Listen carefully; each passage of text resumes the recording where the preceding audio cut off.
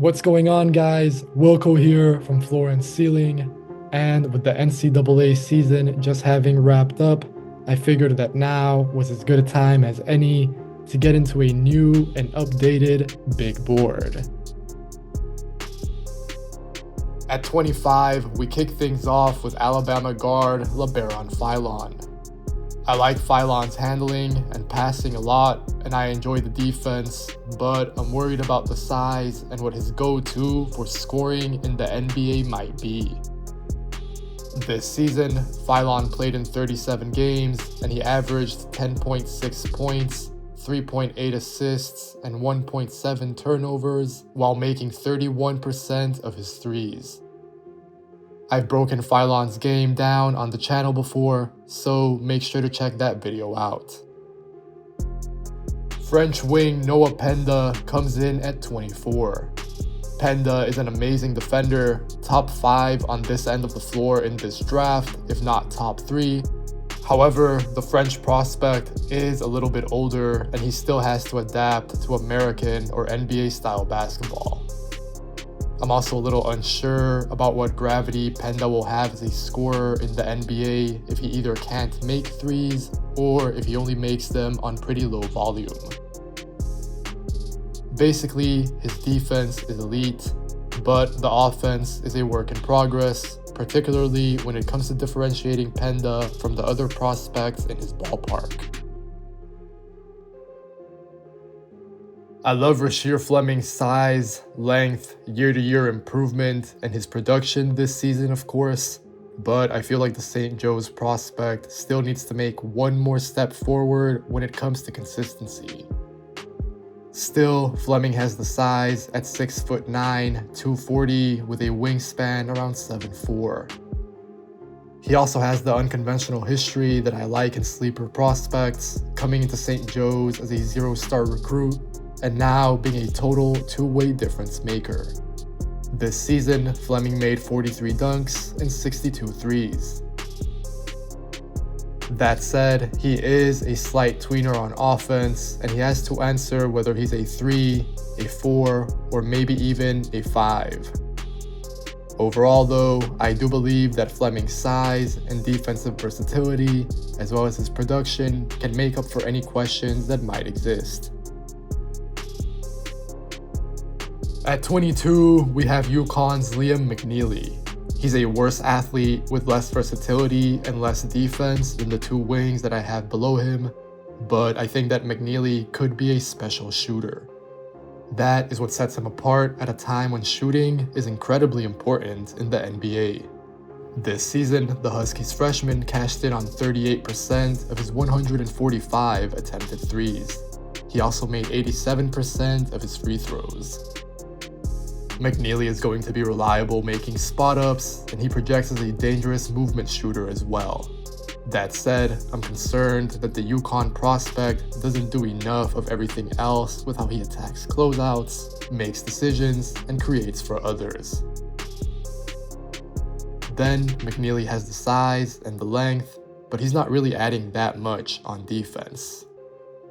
Overall, I'm concerned that McNeely might only shoot at a high level, and everything else might take a while to come around. Michigan playmaker Danny Wolf slots in at 21 on my big board. I just uploaded a video on him very recently, so make sure to check that out for an in-depth breakdown of what makes Wolf a super unique 7-footer. Truth be told though, I'm not overly high on the Wolverines prospect. Still, I'm betting on his overall creativity and his dribble pass shoot skill set to come together.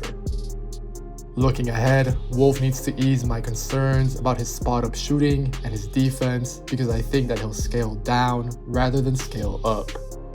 This placement might be lower than the consensus, but I just kind of feel unsure about how Wolf's very specific style of play will carry over when he's not a very good athlete, rim protector, or off-ball player. It remains to be seen whether Illinois swingman Will Riley will enter the 2025 NBA draft, but he's number 20 on my board. Riley, who reclassified to play at Illinois this season, averaged about 13 points, 4 rebounds, and 2 assists per game. He's a somewhat unorthodox scorer, but I really appreciate his production and his track record at previous levels, be that EYBL or just high school overall. I also like what Riley brings to the table with his underrated creativity and feel, as well as his positional size. Riley can make some basic reads for others, and he keeps his turnovers low. Unlike Wolf, I think he'll be able to scale up, but that should be very dependent on Riley's strength. At this juncture, that's probably his swing skill.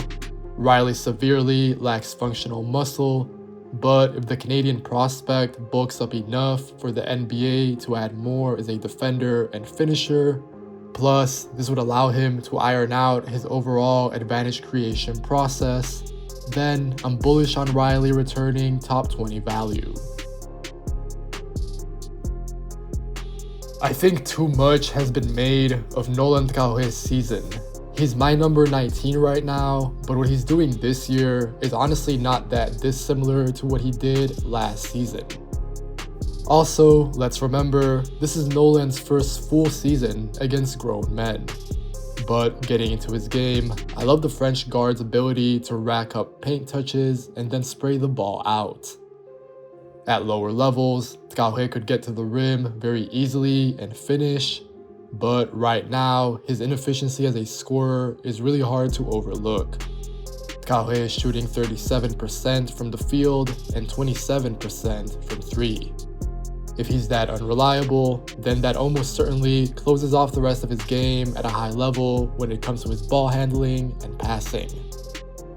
On top of that, he's still pretty skinny, and I don't think that he projects to add value on defense. The hope probably has to be that Traore gets stronger, and in turn, that cleans up his efficiency to match his generally encouraging process. But we could be looking at a situation similar to DJ Wagner's, where Traore can't overcome being a below average vertical athlete despite his speed. I broke down Adou Thiero's game earlier this season, so make sure to check that video out as well. But the Arkansas wing/forward comes in at number 18 for me. I love Thiero's strength, length, defensive tools, and volume at the rim, but his offensive output overall is shaky, especially as far as the next level is concerned. Thiero, who grew up as a guard but now plays the 3 and the 4, is powerful getting into the lanes and operating through contact. The Razorbacks prospect had 45 dunks in 27 games this season. That's amazing for a wing, but he only made 49.4% of his layups. So as we look ahead, it'll be about how or if Thiero scores that remains his biggest swing skill. Here, keep in mind that he also only converted about 29% of his catch and shoot threes on 12 for 42 attempts, which is very low volume. Sergio de Larrea, a 6'7"-ish ball handler who plays in Spain for Valencia, might be the first huge surprise of this board, but I'm convinced that there's a lot to love about his game, which also fits where today's NBA is headed. What I'm thinking about is ball handling, positional size, decision making, spot up ability, and connectivity. De Larrea is a big facilitator with pick and roll instincts, passing creativity, driving ability, and perimeter shooting. Plus, he's still young, having turned 19 in December, and I think that his potential is untapped. It's very tough for teenagers to get a lot of minutes in Europe, and even then, De Larrea has produced when given the chance. If he's given time, I'm very high on his NBA potential, but he has to get stronger, carve out a more narrow defensive role, and I also feel like his eventual NBA outcome is more reliant on what team ends up drafting and developing him. At number 16, Asa Newell from Georgia will be a two-way play finisher in the NBA, but he has questions to answer still on both ends about being caught between the 4 and the 5. In a high-end outcome, reliant on Newell's shot and decision-making continuing to develop, he can probably be the 4th or 5th best player on a playoff team. In a lower-end outcome though, the Georgia prospect is still a valuable front-court bench piece with his energy, rebounding, and defense. Offensively, Newell's strengths and improvements are pretty straightforward. Most of the time, he's off ball and moving towards the rim. If not, then he's grabbing an offensive board. However, Asa needs to become more effective in the pick and roll, and it's worth pointing out that he offers almost no self-creation at the next level, as well as shaky three-point shooting and minimal passing. If he's a 5, these things don't matter as much, but they're more crucial at the 4. I'm guessing that number 15 might seem low for Kasparas Jakucionis. Don't get me wrong, the Illinois prospect had a pretty good season, and he's an incredibly entertaining prospect as well to watch with his creativity as a passer, saucy step-back threes, and highlight reel plays that accumulate over a season. However, Jakucionis is a very heliocentric playmaker while being an almost equally concerning athlete. He struggles to create space off the bounce, and he finds it hard to finish in traffic and against length at the basket. The Lithuanian playmaker also won't create plays on defense in the same way that he does on offense, so his size on that end is almost rendered out. Just as importantly, Jakucionis has a really high turnover volume.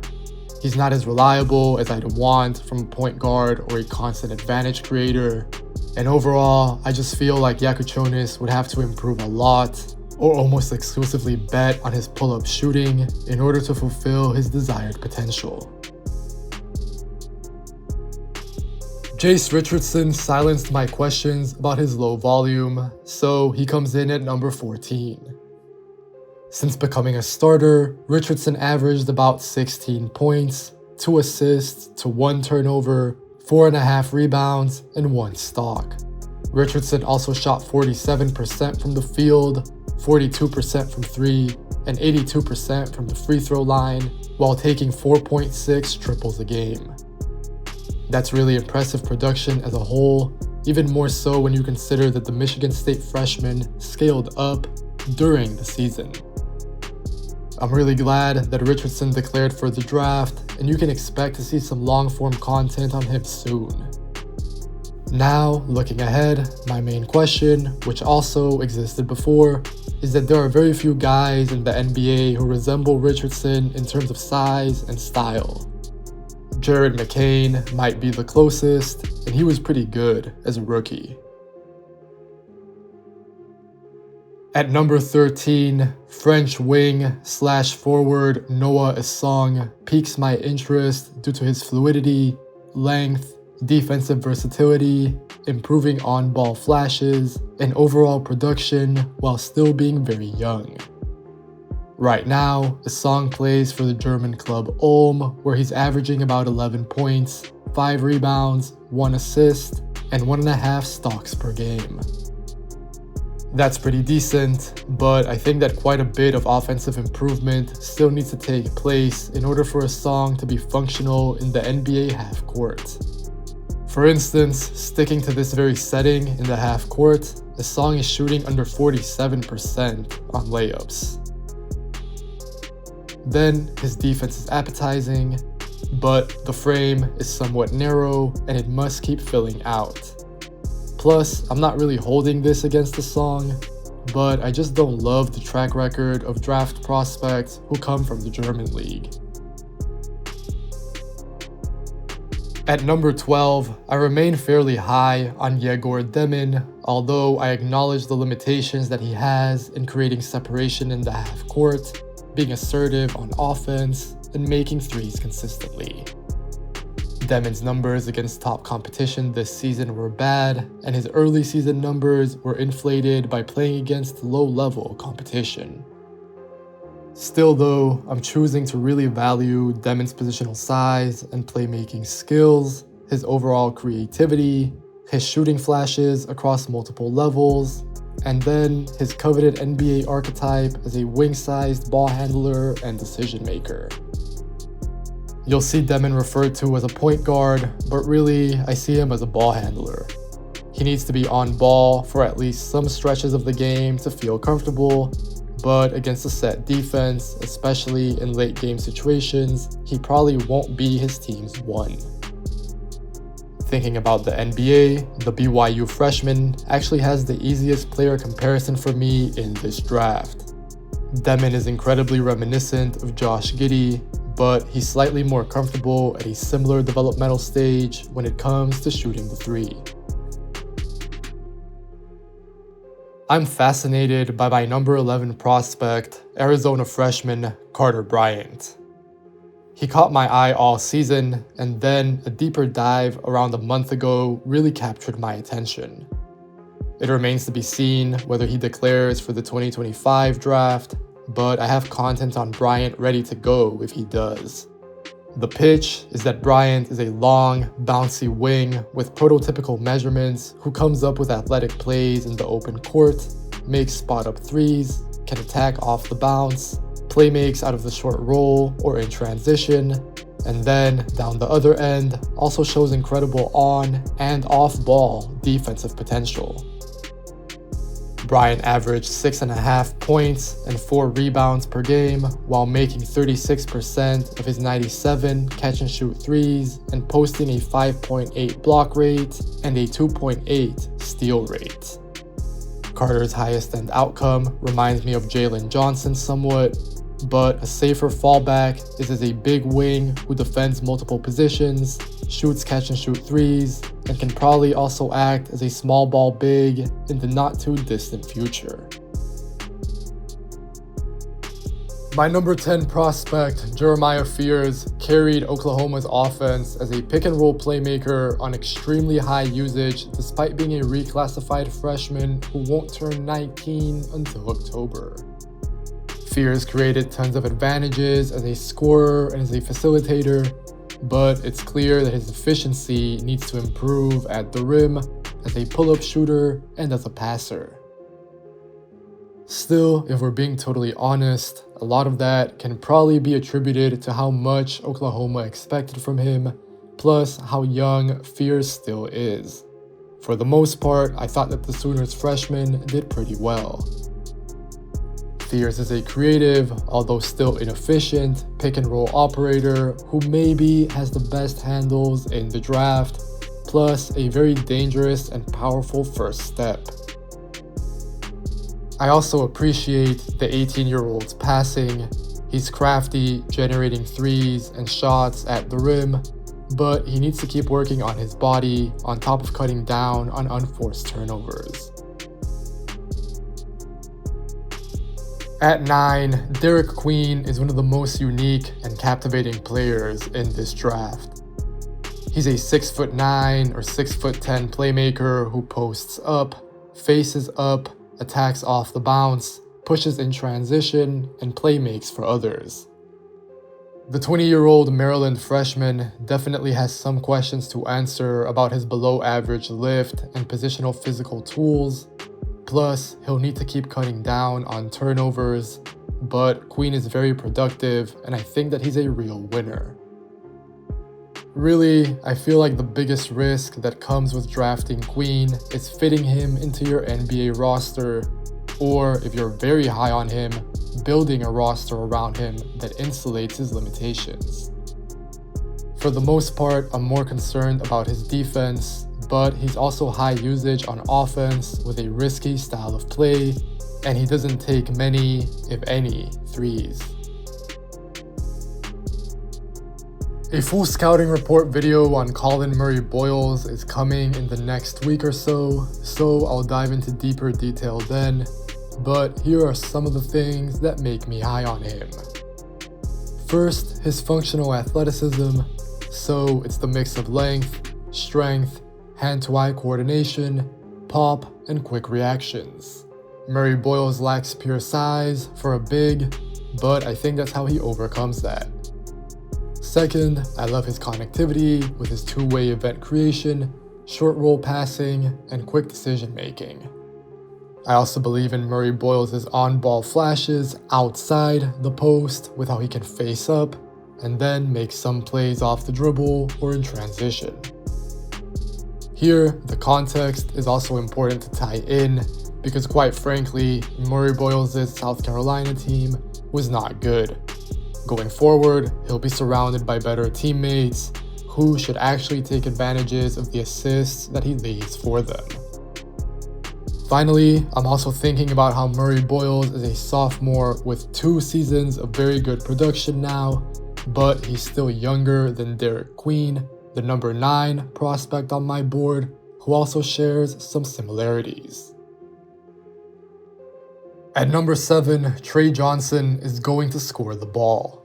I like his positional size at 6'6" with a 6'10" wingspan and what he brings to the table with his pull-up ability, difficult shot making, and scalability on and off the ball. Johnson can create his own shot from the mid-range and from 3, but he can also drill movement shots and spot-ups from downtown. When the game gets sticky, Johnson can clear out a wing and go to work, or he can get into the post and make some really tough turnarounds. So sure, Tre can definitely get a bucket, but the 2 main questions that I have are, number 1, whether he can do enough of quote-unquote everything else in the NBA, largely referring to his defense and passing, and then number 2, which is whether he might be able to take on a more streamlined role with less touches but more efficiency.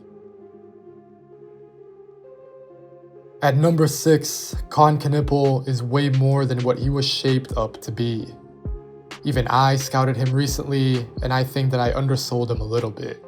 Now I'm really honing in on that Cam Johnson as a guard idea, but I'm even getting a little Austin Reeves, which is why Kon is as high as number 6. Knueppel is an amazing shooter, but he's also a pretty capable ball handler. He runs the pick and roll steadily, and he combines his handle and strength to get to his spots effectively. All of this comes despite being a below average athlete. Honestly, that has to be the biggest knock, and maybe the only knock in some ways on Knueppel, because he's a very smart and productive player otherwise, who I kind of think just suffers from not looking the part. I'll be watching to see how Knueppel's shooting off the dribble fares at the next level. I thought that he was good in high school and in the EYBL, but the numbers at Duke, even though they were on a small sample size, were improvable. Let's get the obvious out of the way first, which is that sure, Ace Bailey's shot selection needs to improve, so does his passing, and then the defensive lapses also happen pretty regularly. At the same time though, Bailey is a special shot maker and a very good athlete at around 6'9". Most of the time, he can just rise over the top of a defender and pull up and make a shot regardless of how improvable his overall process might still be. Thinking about recent drafts and why I have Bailey at number 5 still, he reminds me of prospects like Jabari Smith Jr. or Brandon Miller. Then, thinking about the NBA, Michael Porter Jr. is a very obvious reference point, although Bailey is coming into the league with a 100% health bar. Ace also rebounds at a pretty good level, so he adds value on the boards, even when the shot doesn't fall, but the same cannot be said for his passing. Defensively, Bailey needs to stay more focused more often, but I like the tools that he has with his length, bounce, and decent toughness. There's a lot to love about my number 4 prospect, VJ Edgecombe. His mesmerizing athleticism, his never-ending motor, his abundant defensive production, his on-ball flashes as a scorer and even as a passer, the list goes on. And to toss out some guys that VJ reminds me of, I'm thinking Victor Oladipo, Amen Thompson, UCLA Russell Westbrook, and in a lower end outcome, Cason Wallace. That's how much I believe in Edgecombe's two-way potential as a slightly unconventional guard who can make plays all over the floor.